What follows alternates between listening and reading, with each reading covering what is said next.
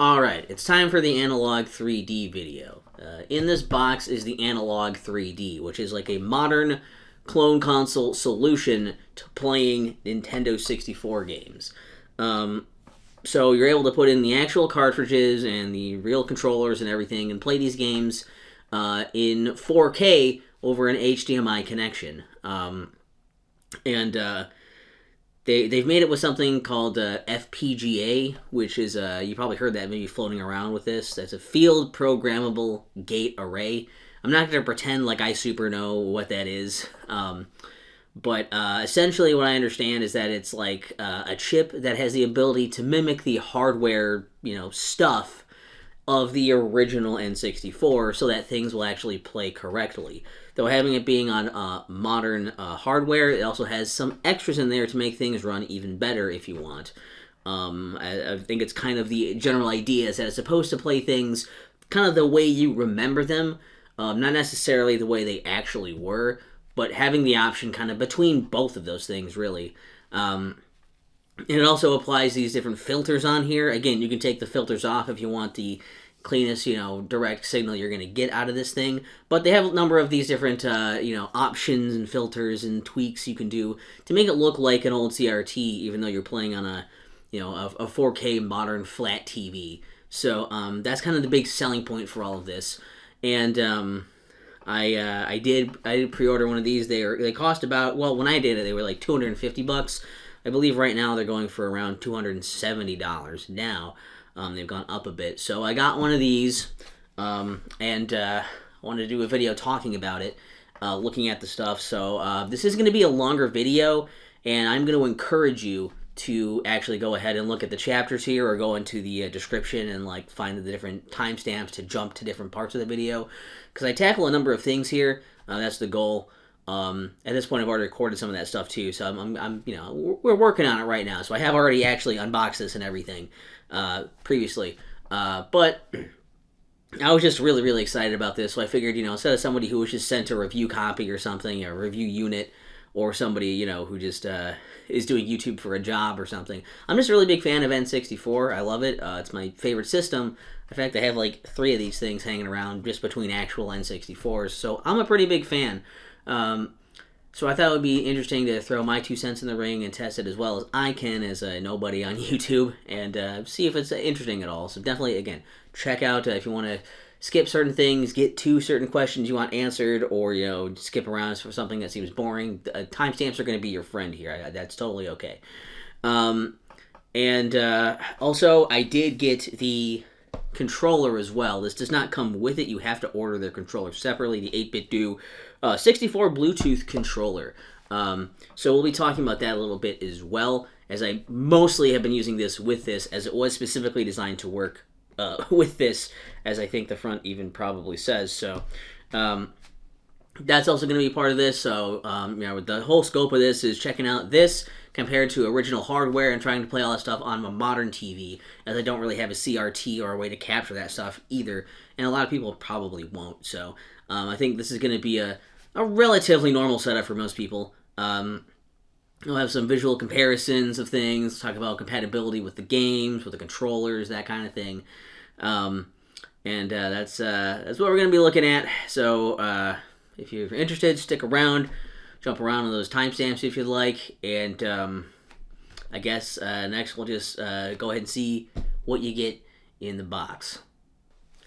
Oh, also a quick thing I will say, I probably mentioned it a couple times in here, but just for recording purposes here, this thing can do 4K, but I'm recording my video in 1080p, 60 FPS, just because my camcorder only does 4K at 30, so I didn't want the frames to be messed up and do weird effects and things on here. So any of the footage you're seeing through this or my capture card or anything, it's all 1080p, 60 frames per second, just because that's what my hardware can do right now for recording equipment. Just keep that in mind. Okay, for now, for real, let's look in the box. Alright, so in the box here, which is a very nice quality box, I got a lot of padding and stuff in here.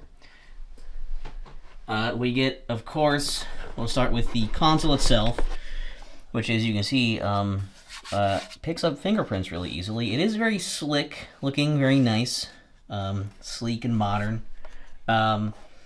over the front here, so we've got the 4 controller ports here for original controllers and anything with those plugs, I guess. This little power light also doubles as a sync button. Up here is a power switch. Now, unlike the original 64 here, let's pull it over here for a second. That has like a switch that moves and then pull it back.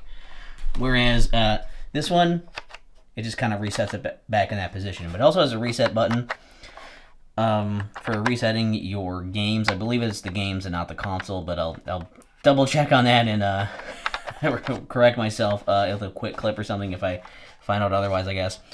Some markings for the things you got here. Analogue 3D, the logo. FPGA, the stuff you got to talk about, for your console. The door. And then around back here is where you're going to have most of your ports and stuff. So over here we've got USB-C for power. 2 USB ports, USB-A ports, I guess, for charging controllers. You got HDMI out, of course, for the video, and then you've got this SD card. It comes with an Analogue branded SD card for your firmware and all that other stuff, all the data that goes on here. That's on that.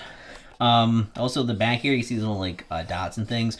These are actually partly for airflow. That, and I believe there's a little spots here on the sides as well. You see on the seams there are these places for air to go through. There is a fan in this thing. You will hear a fan when it's running. So that's something that's definitely noticeable. Not like it's super loud or anything, but you will notice it, so it does need that airflow. And then the bottom's just kind of like this rubbery stuff. It's not like hard rubber, it's kind of soft rubber, but it's like a texture or whatever, so it'll, helps it not slide around too much. And I will say a quick comparison with the real deal, it's, they're not really that different in size or anything either. All things considered, they have a similar look. The Analogue 3D is darker, and also I feel like the plastic quality is a lot nicer than the original N64. So that's something to be aware of. Underneath here, we got some other things. So we have a couple of cables that fit a lot better when I first got them, and they're in their nice little packaging. So this is the USB-C power cable, which actually connects to this little power brick wall adapter here. So that's how you power the system. And it came with the appropriate one too, so I'm assuming different regions will have different bricks or something, I would hope. And then it comes with its own HDMI cable. It's a little bit on the short side, I think. I feel like it could be a bit longer. It's not the most, it kind of sticks to itself too. It's like its shape. It holds, but, whatever. And it came with these little protectors on it. So, everything you need to play this right out of the box is there. Well, other than a controller, I suppose, which was separate. We have a little thing here, and there's a couple of these. I want to get all this out to show. There was a little box of 2 of these pads. So I've already used, you can see one of these pads. They're for cleaning your cartridge. I already used this one, not that much, and it's already, this dirty. So they're not going to last you a long time, but you can use them anyways. And they give you this little packet of things. So you get a nice little FPGA sticker, and then you get an analog sticker, which that's actually kind of cool. I like that.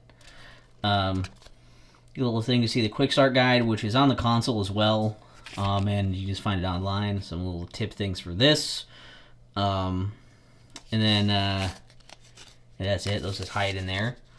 And then the only other thing in the box here was this, which was a thing that came right away. And I will say I did not try to use my console without doing these, but basically they just want you to update stuff. So they give you codes for the system firmware update and the controller update.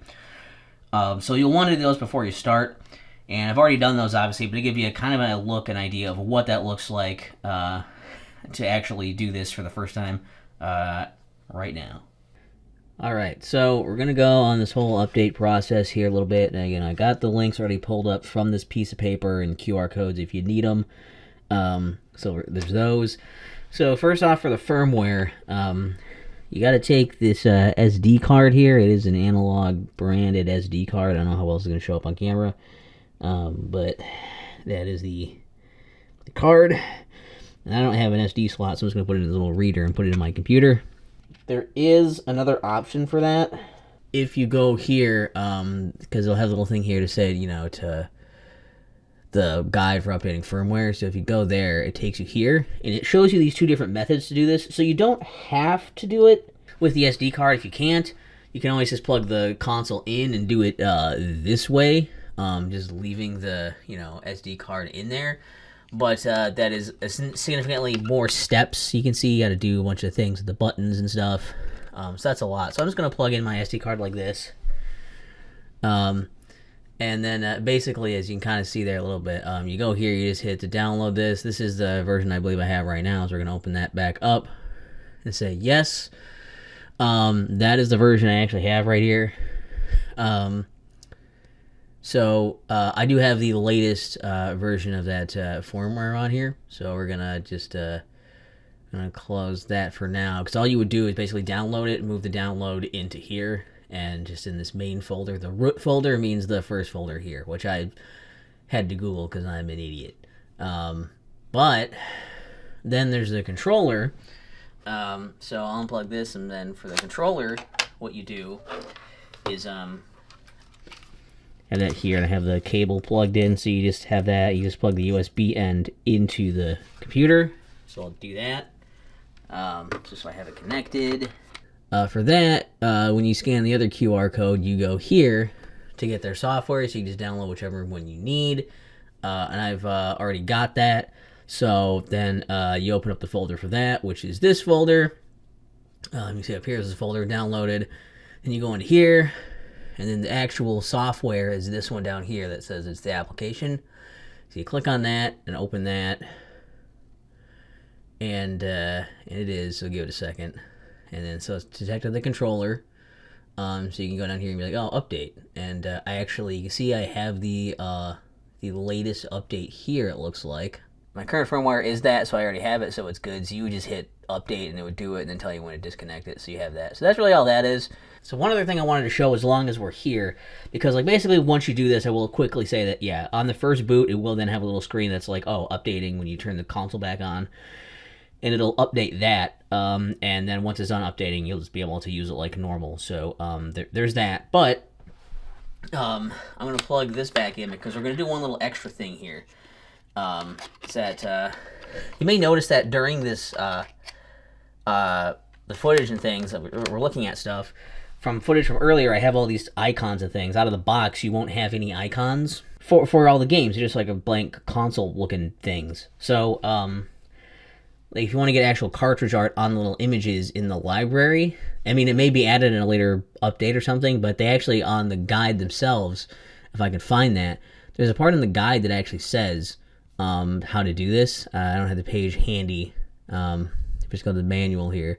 But basically, yeah, it says all the stuff, I guess. This is a helpful guide if you want to just look at the guide for a bunch of other things, which I did read through this guide to see if there's anything else I really missed for things. There's a library overview for this.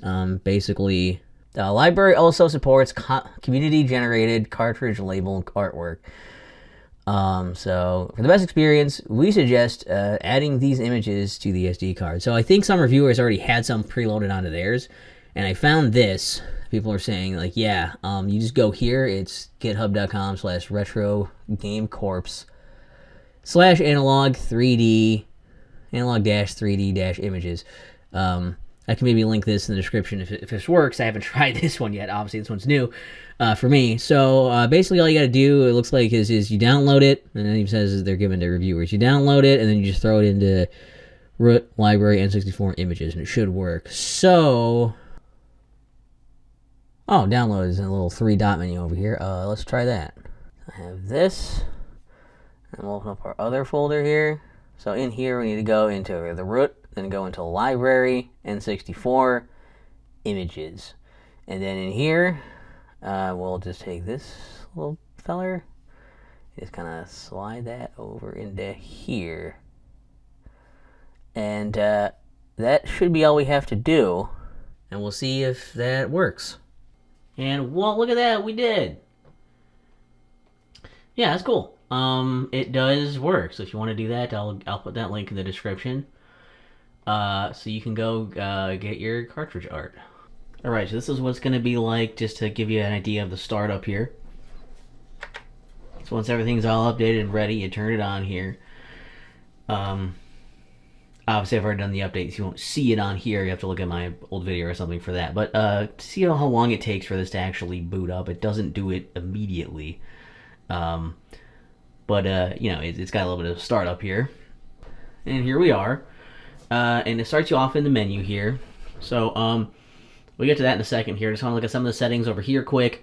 So, and I'm recording this on my TV like this just because I can't capture in 4K right now, so you're just going to look at my camera looking at this plugged in directly. So you can do 4K 60 or 50, 1080p, or 1080p 50. There's also the auto low latency mode. You can have that on or off. High dynamic range, is that what the HDR is? Yeah, you have that on or off. And I don't have any options for sync mode, but you can change those here. Oops, I want to leave it there, thank you. System just says your firmware, and a global reset. I think all this does right now is basically it resets like your controller pairings. And the about thing just tells you, you look at legal, that stuff. User guide is there, and you have the hotkeys. And if you go back here, library, whenever you put a game in, it'll tell you things like, it's probably hard to see here. I'll try to zoom in a little bit there so it compensates a bit for the brightness on that. But you can see stuff like, oh, here's how many players you have, and you can see that kind of stuff here. If I put this up here, maybe I'll have enough light to let you kind of see. So like, with the brightness, no, not really. But essentially it tells you some information like, when it came out, who developed it and published it, Rumble Pack, accessories, like some stuff has like transfer pack on it, and it'll tell you that. It doesn't say memory pack, but the controller does come with an auto Rumble Pack and memory pack switch thing you can do by hitting minus. Like this, you can use transfer pack and Perfect Dark, which I didn't really know. You also see Perfect Dark as revision 2. So there's that.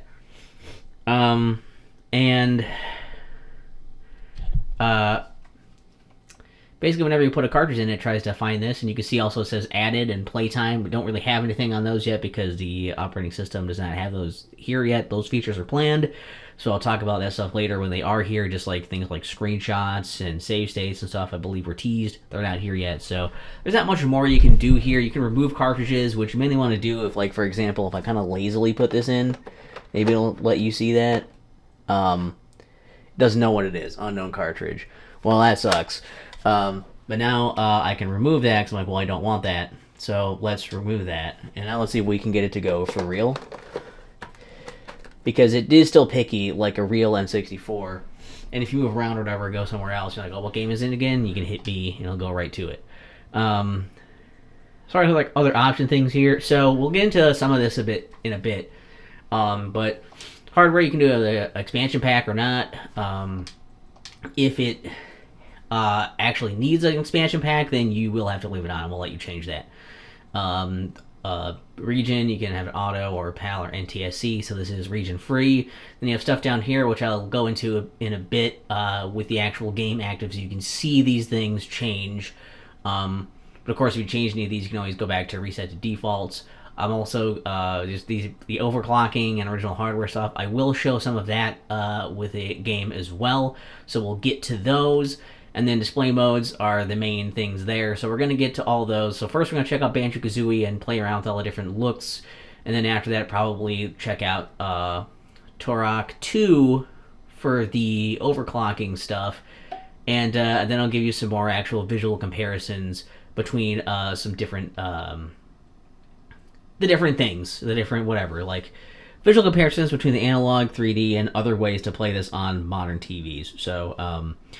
let's get into some of this stuff with Banjo-Kazooie. Alright, so we're in the visual test here.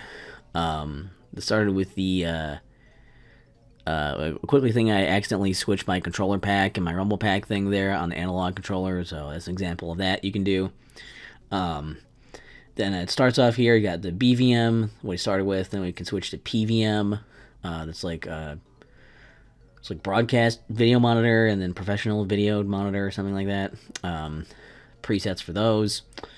See, they look a little bit different for the details and things.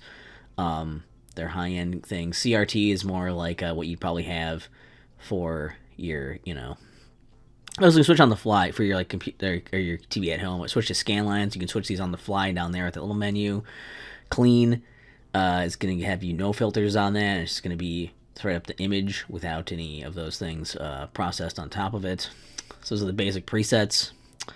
Let me go back here a little bit, and in these they all have little things you can tweak. So like you can do the horizontal beam convergence. And the vertical beam convergence. I don't know what that means. I can barely tell a difference between these things when we're looking around here, if you probably notice. If you notice a main difference here of anything, let me know. You also turn the convergence off, which I don't understand what that really means. I don't notice a whole lot. It slightly shifts something, I guess. I can tell the screen kind of changes. Edge overshoot, that on or off. I don't know what that exactly does either. These are probably more for tech nerds that do know. Your edge hardness, so you can have it anywhere from very soft to very sharp, or very hard. Maybe it's only soft. No, it's not. It's just hard and soft. That's a different setting. Sorry. So it's hard and soft. You can have for those. You can switch the image size, have it be bigger, and that I guess that can help you see things better. Maybe you can do the stretch to make it fit your entire screen for a widescreen display. If you like that, but it does stretch things. And then there's, the cinema zoom, which I think kind of just punches in on the image rather than stretching it, I believe is what it's trying to do here. Instead of, so it's like, it's another way to get it fill the screen without it like distorting things, but then you're cutting stuff off. In PVM, they're kind of the similar settings. I think it will look slightly different between each one of these if you do different things on them, but I don't know. Again, it's the very slight differences. There you can't change edge overshoot either. So I don't know how much of this is really different here. This looks, kind of like the same type of stuff that we did in the other one. Nothing too crazy there.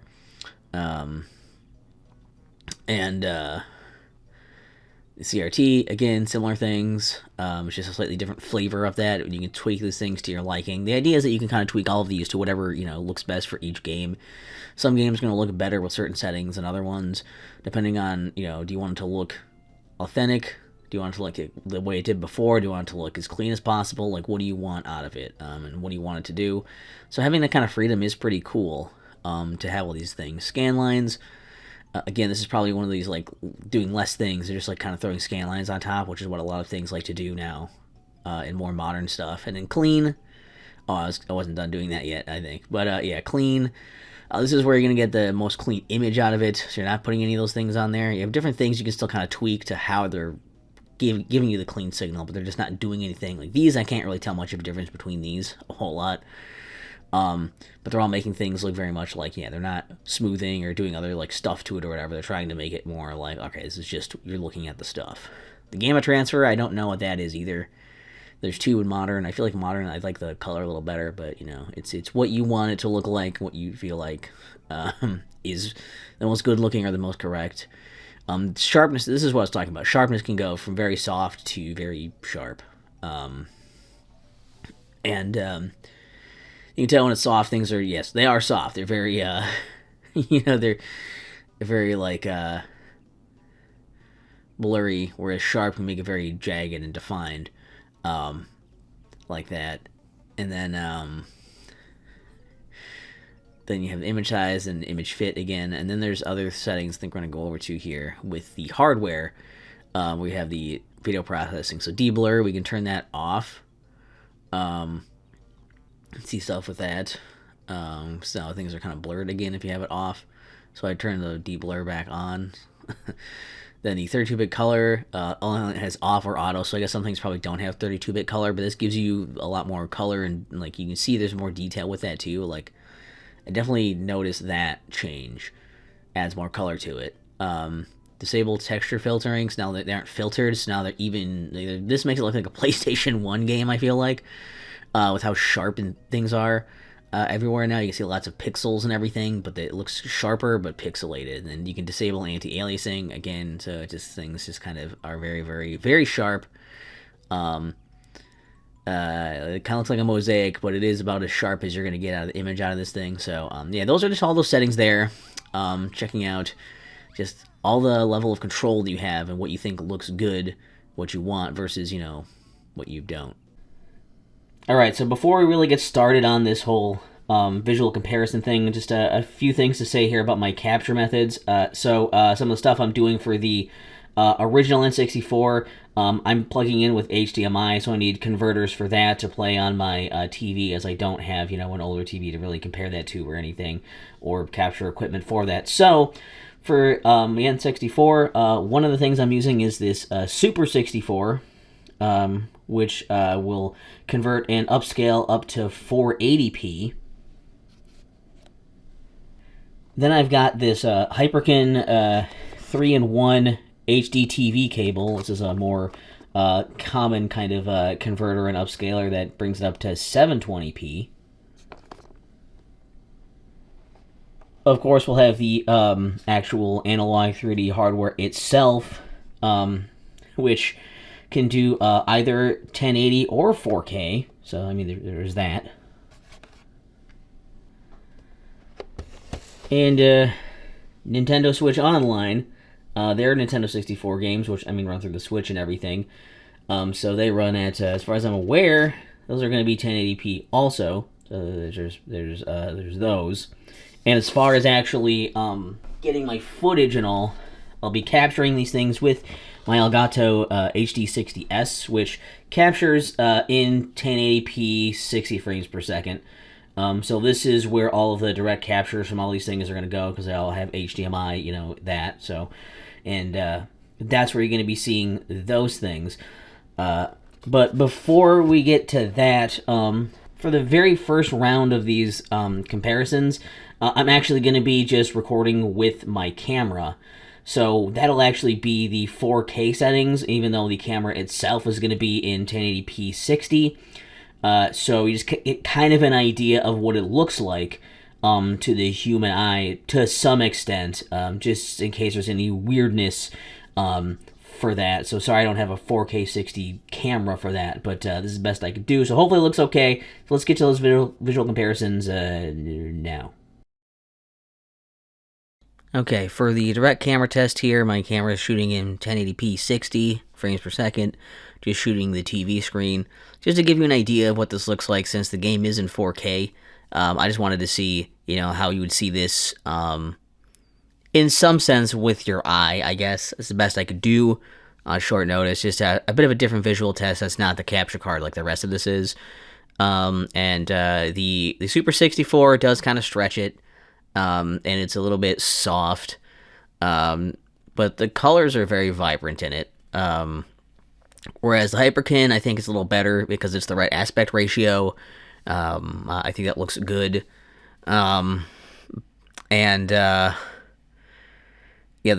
think the colors look fine there as well. The Analogue 3D itself, I'm using the default BVM setting, and it's, I like that you get the effect. Even on camera, you don't get the weird, it looks like a CRT without the patterns and, the refresh rate thing happening on there, because it is the correct refresh rate. So that's cool. And it looks pretty good. The colors are a bit more subdued, but depending on their settings and things, you can make it look more vibrant or whatever. So there is that, but I still think it looks pretty good, and it's a pretty cool effect on it as well. And it looks weirdly sharp for that, but I guess it is 4K upscaling stuff, so it makes some sense. Even sharper than the Hyperkin, which was sharper than the Super 64. But obviously, Nintendo Switch Online, while it doesn't look authentic like you're playing on a CRT, it is the highest quality. It's very sharp. And so that one definitely looks really vibrant as well. So I think, but with this test, the winner's probably, Nintendo Switch Online by a little bit there for just the best looking. But obviously, the Analog is probably going to be the most authentic. And obviously, the other option is just there for if you need to use the original console still. There's that. But that's sort of the breakdown. Hopefully, the visuals back to back, and then the actual side by side comparisons are going to be interesting to look at. I don't know how long this clip's going to end up being when I'm talking, so we'll see if either I'm going to get cut off or there's going to be a blank screen for a second or something.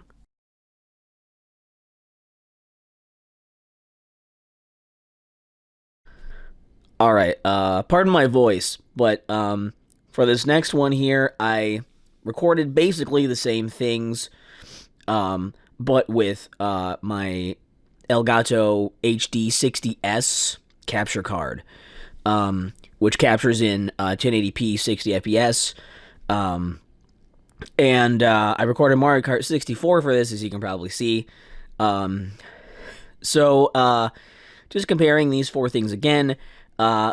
So I will say that I think that from these ones, I think that while weirdly the Super 64 gave me like a more normal image here. I think it still stretched maybe a little bit, but mainly it looks less good because it's like it's a little soft, but also because it's a what is it? It's like too light also. Like the lighting feels off. It's too bright or something.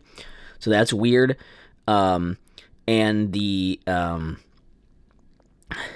Analogue 3D does look pretty good. I mean, it's nice. It's probably better than the Super 64 and the Hyperkin cable. Though the Hyperkin cable doesn't look too bad. The colors look a little more, I don't know if they're more accurate, but they look better than the Super 64 for sure.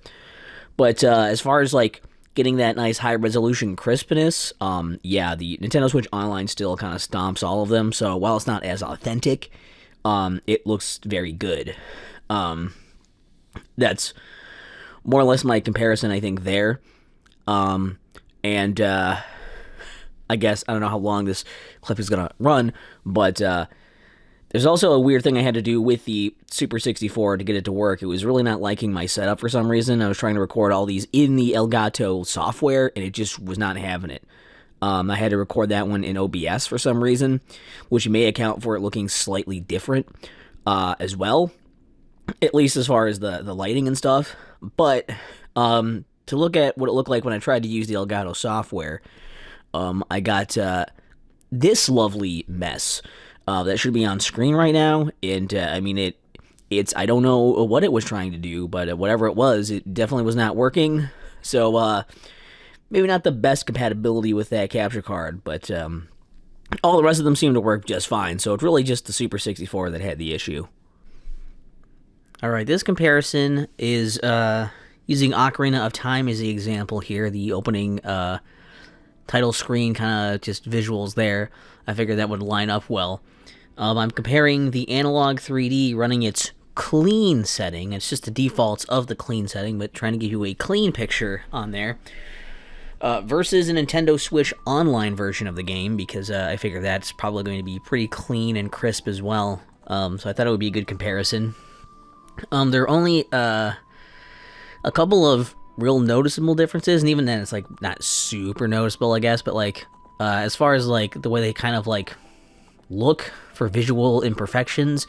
However, if I'm talking about both of these honestly, while neither one is like far and away like way better than the other, which is kind of impressive in some fashion anyways, I will say that I think the Nintendo Switch Online version does still look more crisp and clean, which is not really that surprising considering it's Nintendo's assets and they're putting it on a more modern piece of hardware. It makes sense that it might be able to look a little bit nicer doing some other tweaks and things to it. But the clean setting certainly didn't look bad here from the default to the Analogue 3D either. So if you want a cleaner look, that is something you still can do, and it's pretty good. Okay, so another test I did here is I compared the original N64 using that Hyperkin cable, and compared that to the Analogue 3D playing Conker's Bad Fur Day as well, using the forced original hardware setting, just to see if that would be a comparable performance there.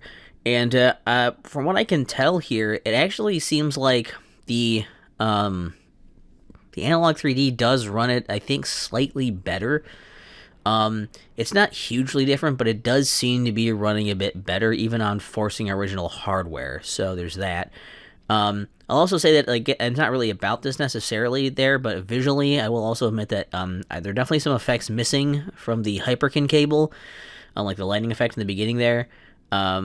Whereas things not only are totally here with the Analogue 3D, but they also just look more correct. The way things kind of move and feel. It's not as clean, but it looks better because the game was kind of designed with, you know, the kind of TVs it will be played on in mind. So interesting test to see.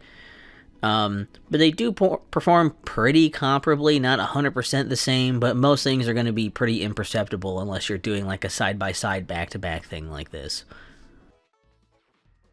Alright, so for the overclock test, I decided to use Turok 2 Seeds of Evil, because I've just had problems with this game before in the past, and I remember just having there being lots of lag and input delay, and no matter, you know, if I used an expansion pack or not, which N64 I tried it on, which TV I tried it on, which assortment of settings I tried it on, basically everything except for having another copy of the game to see if mine was somehow broken, to see if the problem, you know, could be fixed. And now I have a different copy, and the problem persists. So it is a thing with the game, which no one seems to talk about for whatever reason, but it's an excellent thing to show for the overclocking here, because stuff was actually noticeable in this game. Now, for the control here, I did play with the most of the stuff is on default here, and then I have the expansion pack in, so I'm playing in high res mode. Basically there are four different kinds of overclocking here. So there's the thing that forces original hardware, and that does run pretty much like the original hardware did. I did play this in the N64 as well, just to test, and it does seem to be pretty faithful to how the original system runs. And for most games, that seems to be true. Sometimes it's a little different. It just runs a slight bit better on the Analogue 3D, but you know, it's very, very close if there is any bit of difference. You won't really notice unless you're doing, you know, really side-by-side looking at it, you know, back-to-back comparisons. So there's the, according to the user manual here I'm looking at, so if you choose enhanced mode for overclocking, that will enhance the RAM. And when I turn that on, again, there's like a little bit of change. It's not a lot, but you do notice. Just runs a little faster, a little smoother, just a bit.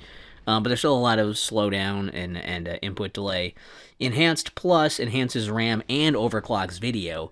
And this one is a little more noticeable because, again, it just moves a little more smoothly. It's not as drastic of how hard the frames seem to drop and how, you know, unresponsive the game is. So it definitely helps.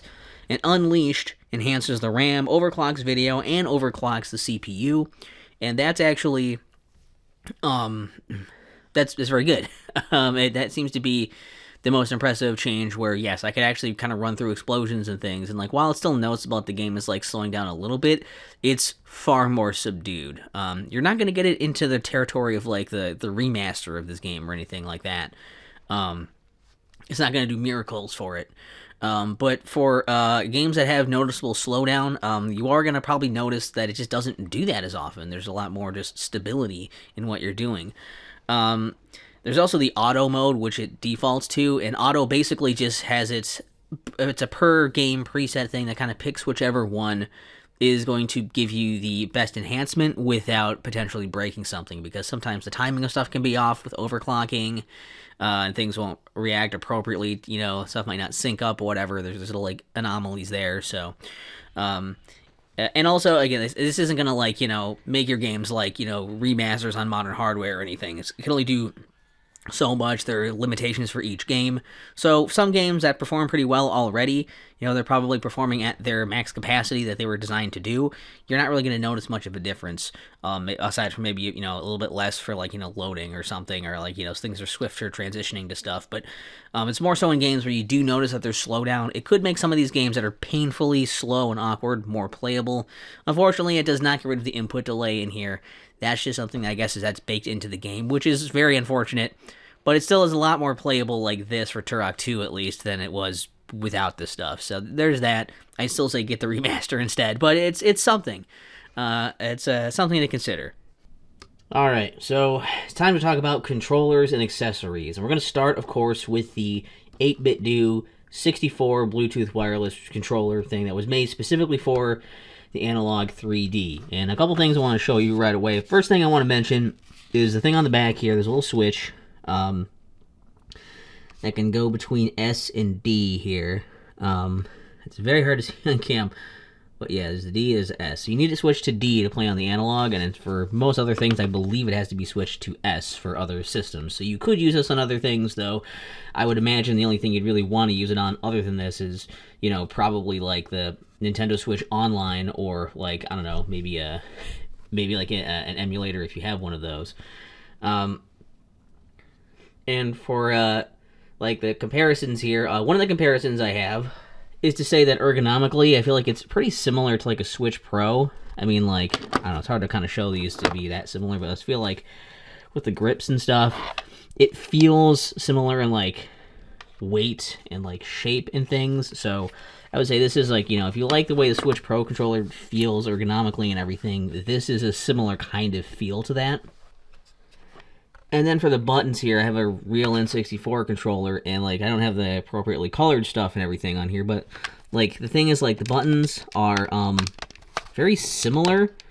Like, they're the right size and shape and look as the real deal, but the big difference here, I think, is going to be in quality. The quality on these feel a lot more firm, and just they feel more high quality than the real deal, honestly. And maybe that's because they're new and not worn yet, but like these main face buttons feel good. They feel correct. And you actually can wake the console by holding the start button after you have it synced to it, which is kind of neat. For right now, these other buttons on the top here. So the minus button can switch between virtual, probably can see that in the footage stuff, virtual rumble pack, because it does have rumble, or virtual memory pack, which I don't know if it saves to the controller somehow, or I would assume it saves to the system, but don't ask me for the particulars there. I don't really know. I just know that the virtual memory pack thing only works with this, and so if you want to use a real controller, you want to save it on a real memory pack rather than using one of these. It's kind of a thing, I guess. Then the 8-bit do button here, just pushing that brings up the in-game menu. If you push it and hit left and right, you can switch between the different presets on the fly for visuals. And on the actual controller, you hit Z and start to do basically the same thing as this button. So that's kind of how they do that. So these all feel really good and like slightly, better than the actual real deal, even though they're like, there's a little bit firmer and higher quality. Around the back, top, whatever here, you have the other buttons as well. So you got L, R, and then both Z's. So L and R are smaller than the real deal, but they do just feel really good, and they're easier to like kind of hit up here, I think. They're just generally easier to press. And the Z triggers, while they look kind of like triggers, they do feel more like buttons, honestly, which is good. They kind of remind me almost more of like L2 and R2 on a PS2 controller almost. They're sort of like that. They have a bit more of an angle to the push, but those do feel really nice, and they're closer to an actual Z button, since the actual Z trigger, of course, on the real deal really is just a button anyway, right? So, yeah, definitely the feel is a bit different. Like if you're used to doing this kind of motion, that feels better for like shooting a gun, I think. But these don't feel bad, and for most games it's going to be pretty good, other than some games are a little weird. Like some particular games, I know, like Mega Man Legends or whatever, Mega Man 64 is one, where the way it's designed is they didn't expect you to be able to hold the controller like this, so it's like, yeah, you can strafe with R, but to strafe left you hit Z, which could be this, or you could hit this one, so it's a little awkward, and hitting L is not going to do that. So certain games are maybe going to be a little different because it's not the exact same layout, but it's a game-by-game basis. Some games let you switch to different control schemes, so it's going to be barely an issue for most games, I think. The D-pad is also pretty good, and it's Actually, on the same side here, you can reach it with the same hand because you don't have to reach over to another prong to use the control stick as well. Now, I'm sure you're all wondering about this control stick. This is where I think I was the most skeptical because the layout already, I was like, I don't know if this is going to work that well. But the control stick, I'm like, I play a lot of, N64 games with modern control sticks, and they're all way too sensitive. Basically, you push it a little bit, and it just like goes from 0 to 100. This has been calibrated super, super well, so it does allow you to go forward really easily, full throttle, but also if you pull back a bit, it does have enough, so like movements, enough depth to it so you can sneak around or do subtle aiming with it as well. So they really, really nailed that. And also, weirdly, they don't advertise it that much. Like, on the store page, it wasn't a big thing. On the box, it wasn't a big advertising point. This is a Hall effect stick, so it won't drift. I had to look in, like, the technical specs on their website, and yes, this does use a Hall effect stick, so you don't have to worry about stick drift with this, which is also really, really awesome, because that would be a huge problem with this.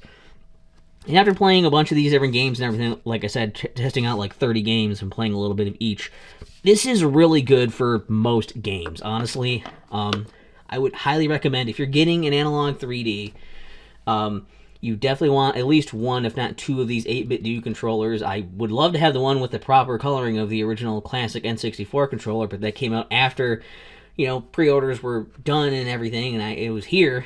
So maybe in the future, but, they do have more available to buy, so I would recommend definitely doing that. And because they are just really, really good, and I think they really also go with the same general feel of the console of, like, it's, a lot of it plays like you remember it, but, like your rose-tinted nostalgia glasses remember it. It's just, a lot of things just, the buttons, you remember the buttons feeling this good, and the natural play feeling that fluid. So this is like, a premium, enhanced version of your nostalgia come to life. It's really awesome. It kind of goes with the whole aim and goal of the system. So yes, a very good controller. And now to look at some of the other controller options available to you. Alright, so we know that 8-bit Do's controller works with this, but also it works with, like, the original controller for one, and really most controllers that have the N64 plug will just plug right into there. I got that to work. I also got this generic controller that I got off of Amazon with the right plug, though. That works. I was also able to use the Tribute 64, of course the wired one with, again, the plug, the wired Brawler 64. There's the plug for that. However, as far as wireless controllers go, they really only support, at least right now, that official controller, or you can get 8-bit Do's wireless controller mod. So you could basically use that to, like, mod an existing, like, real N64 controller and make it wireless, and then that, like, Bluetooth thing, whatever, will, like, sync right up to this just like the regular controller does. But that seems to be the only thing that's supported directly that way. I know some people also brought up this thing here with the Nintendo Switch Online N64 controller, which is excellent. It feels great. It's the right shape and everything. But of course, it doesn't really plug in either, so there's that issue. So what I got was this Retro Time Blue Retro adapter here, and basically all you do with that is the actual thing looks like this, so it kind of looks like a weird, like, dongle thing, which can be used on your real N64 as well, but I'll plug it in here. And for the first time you do it, that light will start pulsing because it's looking for it to, like, sync.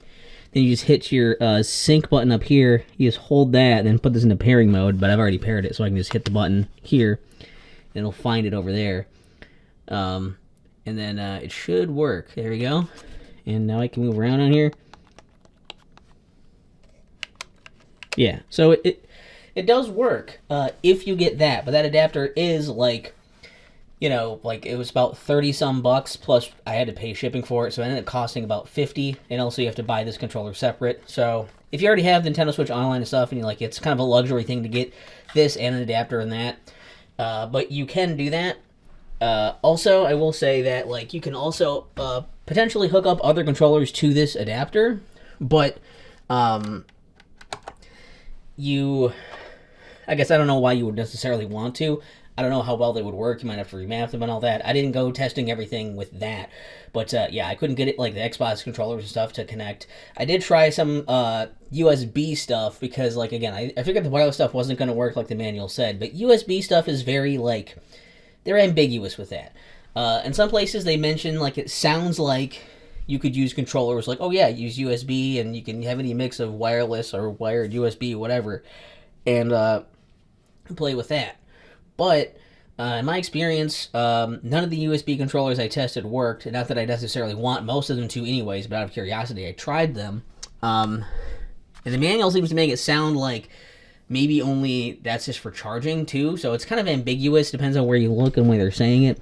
There's this controller I have that has like the USB end on it. I'm like, oh, I can plug that into the back and use this, right? It seems like it'd be perfect, but I'll plug it in here if I can do this without seeing the back.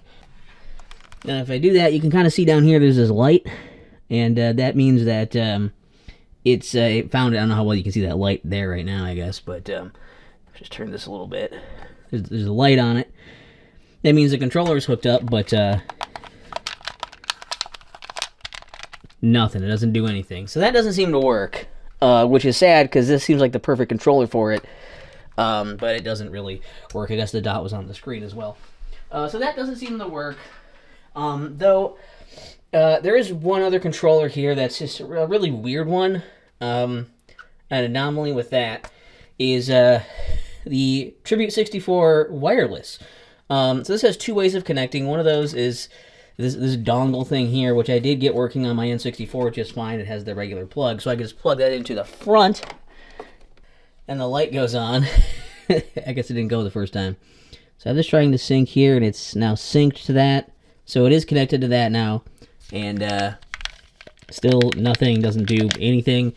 So weirdly, this controller does not work on the actual Analogue 3D for some reason, which seems like it should based on everything I've heard about those. So I'm guessing it has something to do with the wireless stuff being weird here.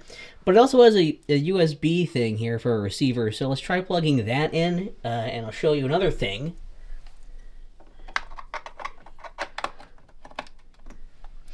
Yeah, that. It seems to crash the system, which is very concerning. I don't know why it does that. I actually, I did that before, and sometimes it just makes the system freeze. But here it actually just totally shut the thing off. And will it come back on? No, the power light is on, but it's nobody's home. So yeah, so that's kind of a problem. Though I will say that, you know, with all this, there is the ability that they could, you know, just fix this with some updates to make it so that more controllers work. I'm sure the firmware update can make it so more wireless stuff works, more USB stuff works, or like any. Maybe you've had luck with something working there, but I haven't. I mean, it's totally possible that they'll get, you know, just generally more stuff going on this as well for other options. I guess that would be nice. Not necessarily that you'd want to, you know, depending on the controller, but all the accessories seem to work fine as well. I guess for like memory card seems to work fine. I guess I don't really. That's all I have, to be fair. I don't have a rumble pack on me to test, and I don't have a transfer pack on me to test. I would imagine they work, but I don't know for sure. So you might find another video to test that for sure. But they're supposed to work anyways.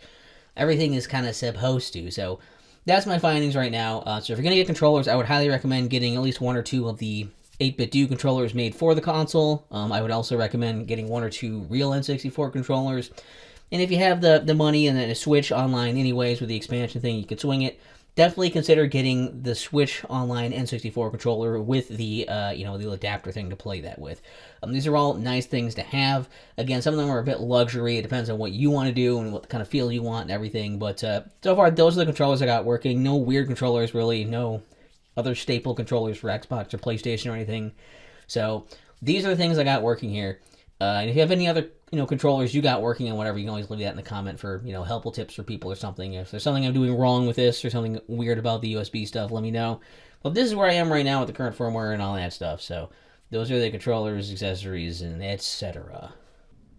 All right, so game compatibility is definitely a thing that I guess I'm not sold on. So Analogue claims that there is 100% game compatibility, and true enough that there are options for things like being able to play the NTSC or PAL versions. So it is region free. That's pretty cool. But it seems like there are definitely like some oddities going on here. I mean, like one thing I'll mention is that cartridges are still picky, right? Like I mean, the hardware is good. It's new. That's nice. But you still have to put these in and make sure they're read properly. So you might have to do the thing where you have to fiddle around with taking them out, putting them back in, making sure they're in just so at the right angle, the right depth, all that for them to read properly. And you will have to clean them sometimes and do whatever. And, so if your cartridge doesn't work, obviously you can't really play it. It can't do anything just because it knows enough of the cartridge. It has to actually pull stuff from the cartridge directly. It's not ripping ROMs or anything. And I only have this small library of games, 30 games that I've tested every one of them, probably a bit more than I needed to, a bit more. It's beyond a boot test. I played a little bit of each game just to see if they were working, and it's because I wanted to and it was fun. And I did find that basically everything works except Space Station Silicon Valley. I'm good at speaking. And I do probably have some footage that'll probably go up somewhere around here. So basically, with Space Station Silicon Valley, what I did was I had this issue where playing on the Analogue 3D, it didn't really like it. It would freeze at 3 different times. It froze at the introduction credit stuff. It would just kind of get caught on one of the logos. I tried starting a new game, and it would freeze at the end of that. After the cinematic would finish, it would just kind of hang, and it had a weird audio thing too. I don't know if you'll hear that in here or not. But the other thing was then I tried just trying to go in and again skipping the intro thing and trying to start a game I already had a file saved on, and that didn't work either. It just, as soon as I picked a level, it would just freeze. So as far as I can tell, this game doesn't work on here, and it's not just this cartridge, right? Because I thought, well, maybe my game's busted, but no. I tried, every different setting I could do on here. I tried cleaning it out, which is why you saw that dirty cleaning head thing before. And that didn't fix it. Taking it out and reinserting it, tried restarting, all that stuff, all the different everything, and it just didn't work. But then I used it on my original N64, and it worked just fine. I could, it wouldn't freeze on the logo. It wouldn't freeze on the new game cinematic, and it wouldn't freeze on loading up a level in the other games. So I'm glad my cartridge does work. The only downside is that, yes, I don't think there's actually truly 100% compatibility quite yet. There's probably a few oddities out there, which I do think that updates will probably be able to fix that. So I'm looking forward to that. It's not like Space Station Silicon Valley is a super common game either. So maybe other people have had it work on them, but it is still just a really weird quirk with just this copy, this revision or whatever of the game, maybe. But 100% compatibility doesn't seem to be necessarily true, at least in my experience of my small 30-game collection here. And there's also been talk about things like, flash carts, the EverDrive, Summer Cart, whatever, with all the games and stuff on it. And things like this, apparently, at least right now as of recording this, people are saying they don't really work. Some older ones do, some newer ones don't. It really depends on what you're using, the version of firmware on those and whatever. So again, there's hopes that people think that maybe with updates to those flash carts or updates to the analog, it would be able to play those things. That's not really what this console is about, but at least, that is a thing to be aware of. But so far, at least 29 of 30 games working is pretty good. Especially since none of the major titles had problems. It was just this weird one over here. So I think you're going to be pretty safe as far as compatibility goes. And if there are problems, I feel like it can only get better with just a few updates here and there, and it'll be just fine. So that's pretty good. All right, so this is just the part where I had some extra thoughts about the console I would bring up here that kind of jotted down as I was doing things. So I'm just going to kind of ramble with probably some whatever B-roll footage is playing here, I guess. So just a few notes here. So one of the things is I may have touched on this a bit, but when you're like putting games in here, it's not like this works, necessarily that much better than the original hardware. You still oftentimes are going to have to do things like, taking the cartridge back out, putting it back in, and trying to like reposition it in the slot. I've had those times where I have to like take it and like it's in there, it doesn't work, and I have to like very slightly start lifting it out of the slot a bit. Not so much that it doesn't connect, but enough where it just gets a good amount of connection. And maybe it needs cleaning or something. Maybe that's a thing. It kind of blows a hole in my theory of it being like a dented bottom or something on the, you know, the real deal, because this thing is brand new, made this way, and you still have to do it with some of these. So it may just be like there's only so much, good contact happening there, and I maybe have to clean them or something. That could be. But you have to fiddle with that stuff just like you would a real N64 as well, which isn't like great, but at least you're eliminating some of the, it's probably not this thing yet, anyways, as far as like the problem. It's probably the cartridges themselves that are the problem reading. It's one of those where when it doesn't recognize the game, it can be annoying to have the unknown cart thing pop up. It would be nice to have that kind of patched out. And make it so that just goes away, or you can set it so that'll go away automatically if it's an unknown cart. Sometimes it doesn't recognize the cart, and it also doesn't put up unknown cartridge either. It's almost like it just doesn't register that anything is in there, which is weirder yet. I guess it's less annoying, but it's strange. And then there's also I've had it happen where I've had it like boot a cartridge and essentially say it's the game, boot the cartridge, but then like nothing happens. Like it didn't work. Like it knows what it is, but it just couldn't start it for some reason. I don't know what that's about. So it is still a little bit fiddly working with cartridges here. It's not as it doesn't magically make that smoother, I guess, is kind of my point.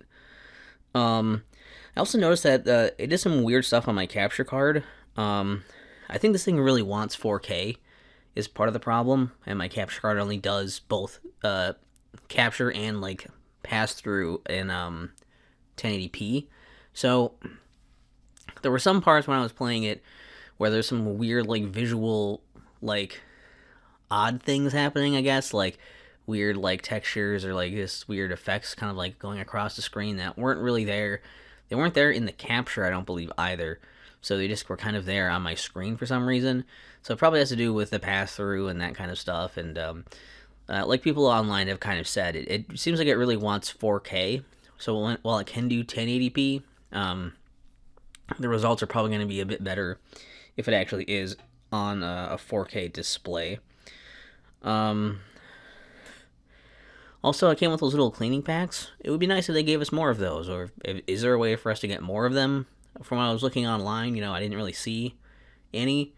People were asking about them, and some people were recommending things like the 1-Up cartridge cleaners, which I have like one of those things. Some people are mentioning getting like just magic erasers. I'm getting a lot of mixed signals as to what is good and bad to use there for items and for chemicals and whatnot.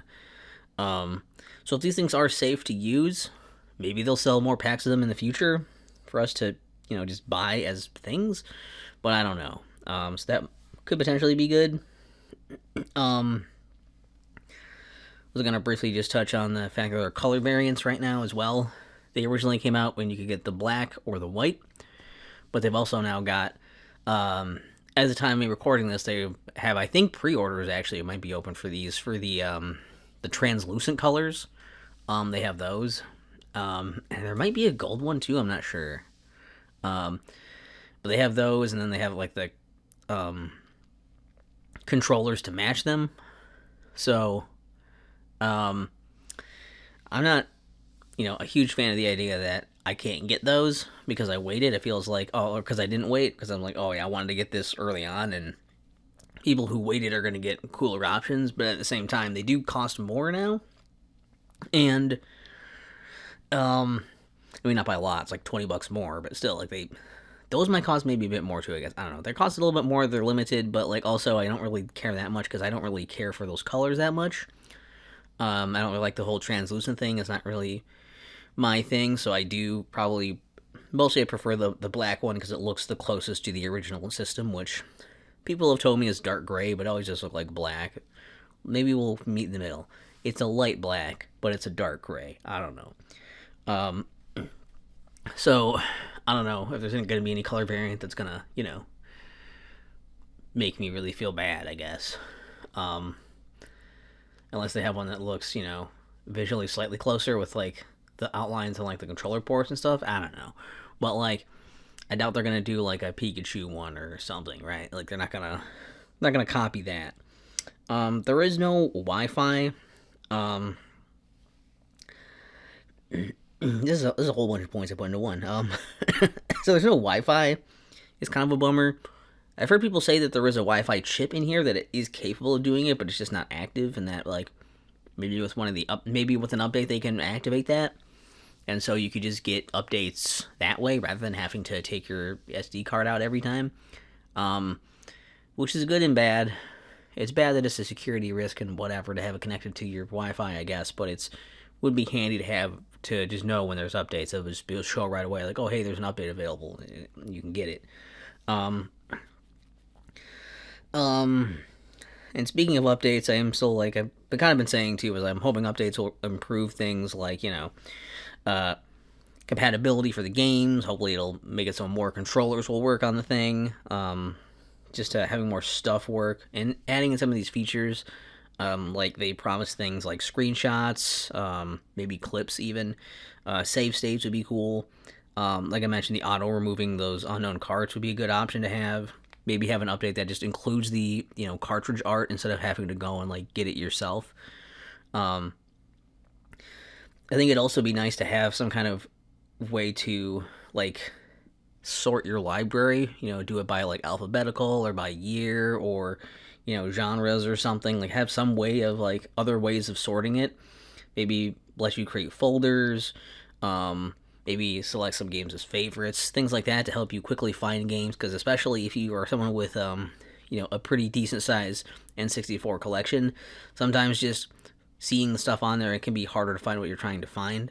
So having more options, I think, would be nice. And just it'll make it a nice tool for tracking things. Also, potentially having, like, more options for, like, filters and, like, configurations of like effects and things to have on and off and tweaked a certain way. Maybe have community ones that you can put on there that are like, oh, here's like the community preset that people say like the most works with this game. Like this game looks good with the CRT filter and this thing on, or like this one looks good clean with these settings. Things like that. That would be an interesting thing to like implement, I think, in the future.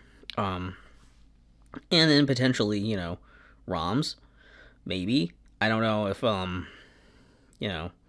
they'll go for ROMs. That might be an area where they don't want to touch that. And if so, that's fine. It doesn't need to rip the ROMs off your system or anything, especially if it's going to get them in trouble. But or the ROMs off of your cartridges. But like, it's a thought. So there's a lot of things I think they could do. Things I'd like to see. There's some things I wouldn't really care either way. But yeah, there's just a lot of like pieces here where it's like it's also, I don't know if I mentioned this either. I don't know if I have any good like footage of this, but like the it does make a noise when it's on. I guess the original does a little bit, but this one I'm pretty sure has a fan in it. It's got like air holes for the air to go through. So sometimes when it's on, I can hear it. Now, usually if your game is running, it's probably going to be loud enough, and you're not going to be right next to the thing. You're probably going to just hear your game, and it's going to be fine. But if you do have this thing sitting closer to you than you do the actual speakers. You might hear it during operation and be like, well, what is that? So that's also a thing. But yeah, I don't think I have a whole lot of other thoughts, really. It seems pretty simple, self-explanatory thing so far that I still really like. So I guess that just brings us to the next part. All right.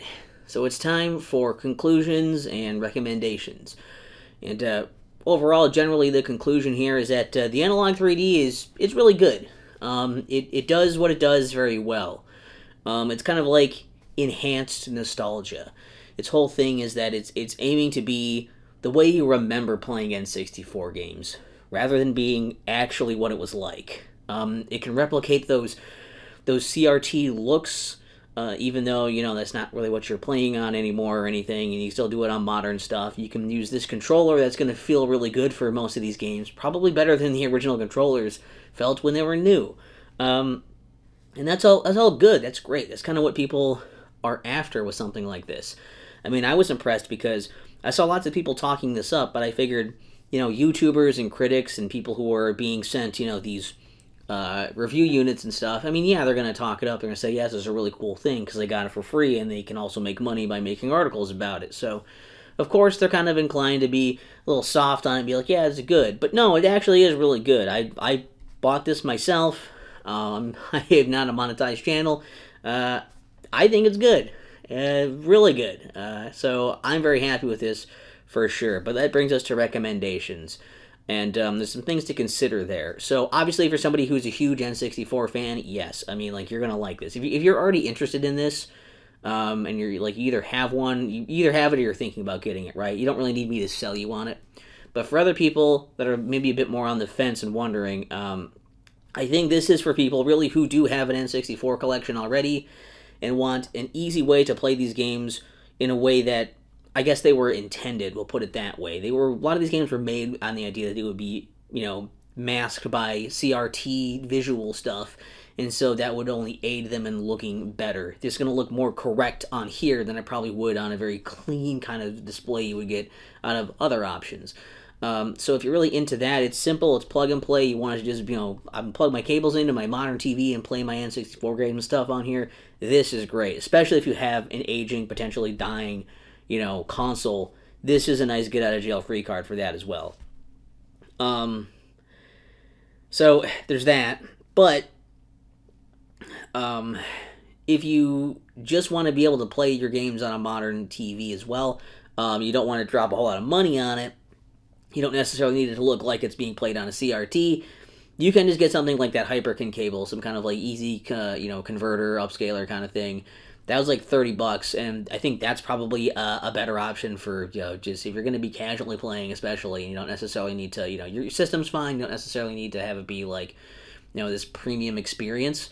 That's probably the way you want to go. Also, I will say that if you're someone who has already put some kind of like effort or money or both into your actual N64, I think that this is probably not going to be a good idea for you, just because, like, if you have something like that, I would imagine like you're getting it modded for like RGB and HDMI and all this other stuff, then you probably want to keep using that thing because you've put your time and effort and your money into that. And you can also probably get some very fancy upscalers and things that are going to do a lot more stuff, a lot more granular detail in what you want things to look like and do and how they want things to function, versus this, which only has certain presets and a few things you can flip around here. That'll be more complicated, but you'll probably get more out of it. Especially if you have more systems, a lot of those will work on multiple systems. Because, yeah, this is just an N64. There's also that. You have to realize this isn't like the Analogue Pocket or something that's going to do, a bunch of other systems as well with certain attachments or something. It's an N64 and probably only going to be an N64. It took a lot of work to get this thing to just be really good at doing that. It's been a hard thing to do for emulation and everything, so getting this hardware to work like this is a pretty big feat in itself, to make it work so well, so flawlessly out of the box like that. But also, yes, this is probably going to be cheaper than that stuff. If you're looking between the two things of do I want to get one of these crazy mod things or do this, depends on how much you want to do and how much you're willing to spend in that sense. However, it's also really only for people who have N64 collections. If you don't already have the games, well, the games are going to run you a lot of money as well. You can get a decent quality or perhaps refurbished N64 for probably less than you can get one of these. This is like, $270 like right now at the time of recording if you want to get one. So you could probably get a good quality real N64 and just play your games that way if you want to do that as well. That might save you some money while you're getting some of these other games, because the big hitters are going to cost money. They're going to be the ones everyone wants. And as time goes by, cartridges are going to degrade over time and everything. This isn't going to save you from your cartridges, having issues. It might save you from the console, but once the cartridges go, there's going to be fewer and fewer of those. They're going to cost more money. It's going to be harder to get things to work. So that's another thing to keep in mind. That doesn't magically fix, you know, oh, I can play N64 games forever. They're still kind of ticking time bombs, just, I don't know, depends on how good a condition they're kept in and everything. So there's that to consider. And then as far as people who want to check out N64, they're curious about it, like want to check out a number of games, I would say you don't want this. What you probably want is you just want to get, well, if you have a Switch, I think that's where you want to go. Nintendo Switch, get the N64 controller for the Switch, and the, you know, expansion pack online, and just play the games there. They're going to be the cleanest quality you're going to get. They're not authentic, I guess, but they're going to be very good quality, very sharp. It's really easily accessible, and you're going to immediately have access to a library of some of the best games. Most of the big hitters you would want are already on there, so I think that's a better place to start, especially if you already have a Switch. I'm not saying go out and get a Switch to do that, but like, you know, between how much, you know, systems are going to cost and games are going to cost, is it going to be that much more? I don't know. It's kind of up to you.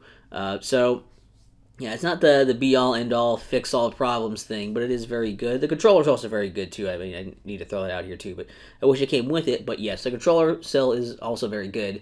I figured I would address it since it's sitting out here for us to see. And, yeah, overall, I'm very happy with this. It's great.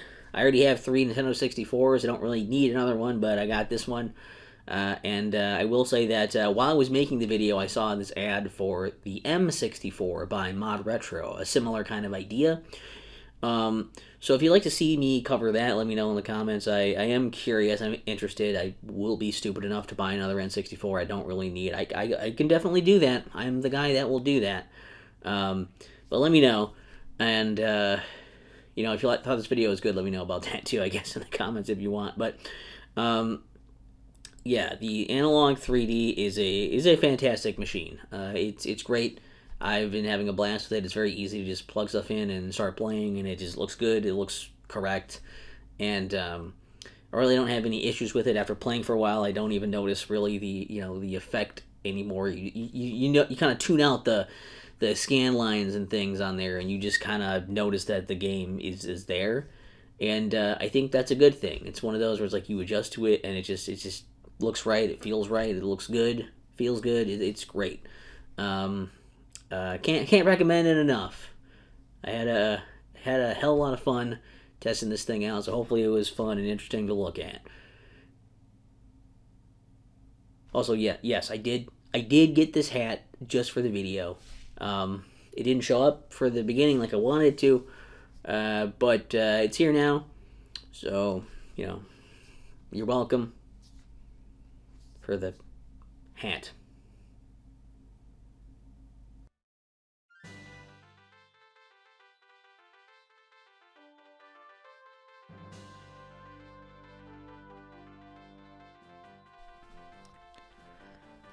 Hey, if you're still here, I just wanted to throw this kind of at the end here and say thank you for watching. This video is one that I put a lot of work into. I mean, it doesn't probably necessarily look like it, but not only did I spend a lot of time doing stuff here, but I've tried to be decently thorough with this, as much as I humanly can anyways. You know, I guess I haven't put this much work into a video in a really long time for getting all the footage and trying to line stuff up with the different clips, trying to figure out how to do this with, you know, lining up multiple things on screen, picture-in-picture stuff. I've never really done much of it. So trying to get those to be lined up and putting a text on it and everything and doing all the different captures and tests and things with each other for comparisons and all that. This was a pretty big project for me. While it's only been, you know, roughly, you know, a month of me using the system, I've been doing a lot of stuff with it, and I've been trying really hard to make this a good video, because this is also a video that I'm doing as, like, a passion project thing, of this, I enjoy it. I mean, passion project is maybe a bit high. You know, it's a bit much. It's not like it's, oh, wow, I'm so passionate. I just really like the N64, and I wanted to make a video as someone who's not, you know, a YouTuber that does it for a job, someone who wasn't sent a review unit, someone who just actually got it because they like it and like wanted to talk about it this much. So hopefully this stuff has been interesting and helpful to people. And if you did find it helpful and useful and interesting and all that, anything like that, like, or if you just want to support me, I don't usually ask people to do this, but please do like the video and share it with someone. Most importantly, probably share it with somebody who you think would also appreciate it, because that would be cool if this was a video that kind of did well after putting so much effort into it, and for a thing that is a pretty cool piece of hardware that I don't know that a lot of people necessarily will have.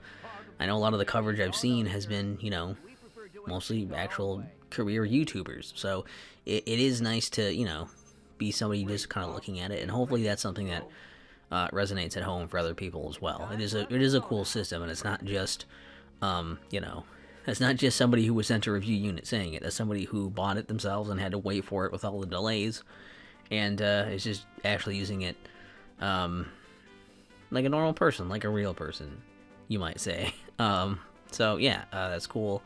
If you want to do that, that would be awesome. Thanks. And just wanted to kind of throw that out here because yeah, I don't know. I tried. Okay, that's the main thing, is I tried. So thank you again for watching, and as I mentioned, if there's any other updates or anything, leave your questions or anything you have, and anything you want me to look into, and I'll do an update on this once there's some new firmware and stuff to look at. Then, if there's you know, anything to say there, I'll be here to say it.